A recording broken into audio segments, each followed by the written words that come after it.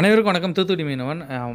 நான் வந்து பாம்பன் பாலத்து மேலே நிற்கேன். பாம்பன் பாலத்துக்கு கீழே மீன் வளத்துறை மூலிமா வந்து புயலோட கூண்டு எச்சரிக்கை இருக்குல்ல, அதை வந்து ஏற்றுறாங்க.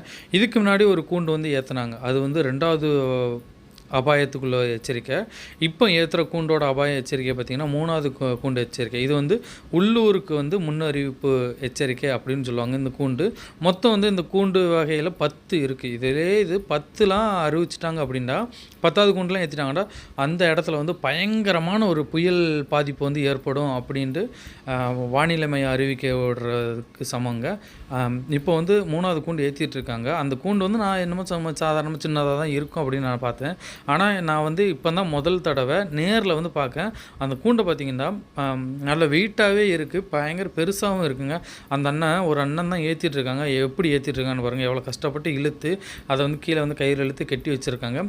கீழே கிடக்கிறது வந்து 2வது கூண்டு வச்சுருக்கேன். இது வந்து 3வது கூண்டு வச்சுருக்கேன்.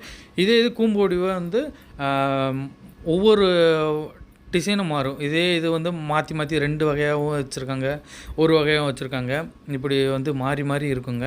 இந்த கூண்டெலாம் ஏற்றும் போதே பார்த்திங்கன்னா பயங்கரமான காற்று வந்து பாம்பனில் வந்து அடிச்சிட்ருக்கு. பாம்பன் பாலத்தில் வந்து நம்மளால் நிற்க முடியல, நின்று ஒரு வீடியோ கூட எடுக்க முடியல. அந்தளவு காற்று இருக்குது. மழை துள்ளி போடுது, ஆனால் லைட்டாக மழை துள்ளி போடுது. ஆனால் காற்று வந்து பயங்கரமான ஒரு காற்றுங்க. எதிர்பார்க்காத அளவுக்கு காற்று அடிச்சிட்ருக்கு. இந்த காற்றுக்கு கவர்மெண்ட் அறிவிச்சுருவாங்க யாருமே கடலுக்கு போகக்கூடாது அப்படின்ட்டு. இந்த கூண்டையும் அறிவிச்சிட்டாங்கன்னா யாருமே கடலுக்கு போகவே மாட்டாங்க, மீன் பிடிக்கலாம் போக மாட்டாங்க. ஏன்னா இந்த சமயம் கடலுக்கு யாராச்சும் போனாங்கன்னா அவங்களோட மீனவர்களுக்குள்ள சொசைட்டி பணம், அதுக்கப்புறம் மண்ணெண்ணெய் புக்கோ டீசல் புக்கோ எது மானியம்லாம் வருமோ அது எல்லாத்தையுமே ரத்து பண்ணிடுவாங்க. காரணம் வந்து அரசாங்கத்தை மீறி வந்து கடலுக்கு போகிறாங்க அப்படின்ட்டு அறிவிச்சிருவாங்க. அதுக்காக தான் வந்து யாருமே கவர்மெண்ட் அறிவிச்சாங்கன்னா கடலுக்கு யாருமே போக மாட்டாங்க. இந்த சைடு பார்த்திங்கன்னா காற்றும் அந்த புதுசாக கட்டியிருக்காங்களா ட்ரெயின் பாலம், அதுவும் பழைய ட்ரெயின் பாலத்துலேயும் இடையிலையும் காற்றும் மழையும் எப்படி வந்துட்டுருக்குன்னு பாருங்களேன். சரியான காற்று, சமாளிக்கவே முடியல. போங்க எப்படி அடிக்கணும் பாருங்க, புயல் காற்று. பாம்பன் பாலம் நிற்க கூண்டி ஏற்றி முடிச்சிருக்காங்க.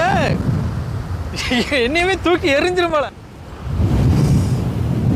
அப்படி முன்னாடிலாம் பாருங்க எப்படி வருதுண்டு.